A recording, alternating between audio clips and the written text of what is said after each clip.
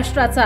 नमस्कार, मी सुद्धा संध्या लाईव्ह मध्ये आपल्या सगळ्यांचं स्वागत। विठ्ठलाची महापूजा आणि विविध रूपे सर्वसामान्य भाविकांना पाहता यावीत यासाठी विठ्ठल मंदिरात VR दर्शन सुविधेचा शुभारंभ मुख्यमंत्री देवेंद्र फडणवीस यांच्या हस्ते बुधवारी झाला आहे। गॉगलद्वारे देवाची विविध रूपे आता देशभरातील भाविकांना पाहायला मिळणार आहेत। यापूर्वी उज्जैन आणि काशी विश्वेश्वर या देशातल्या 2 ठिकाणी अशा पद्धतीची सुविधा उपलब्ध आहे। यावेळी मंदिर समितीच्या वतीने मंदिर समितीचे सहअध्यक्ष गहिनीनाथ महाराज औसेकर यांच्या हस्ते मुख्यमंत्री फडणवीस यांचा सत्कार करण्यात आला।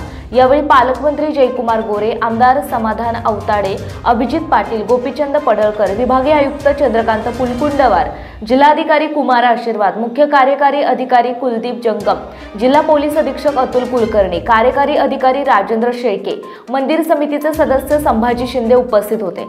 संतांचे जीवन प्रेरणादायी असून त्यांच्या जीवनकार्यातून आपल्याला विचारच नाही तर जीवनाचा मार्गही गवसतो।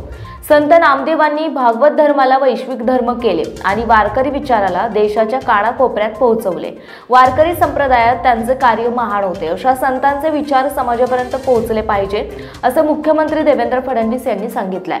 ताज्या आणि महत्त्वपूर्ण बातम्या पाहण्यासाठी आजच आमच्या संध्या लाईव्ह न्यूज चॅनलला YouTube वर सबस्क्राइब करा आणि बेल आयकॉन प्रेस करा।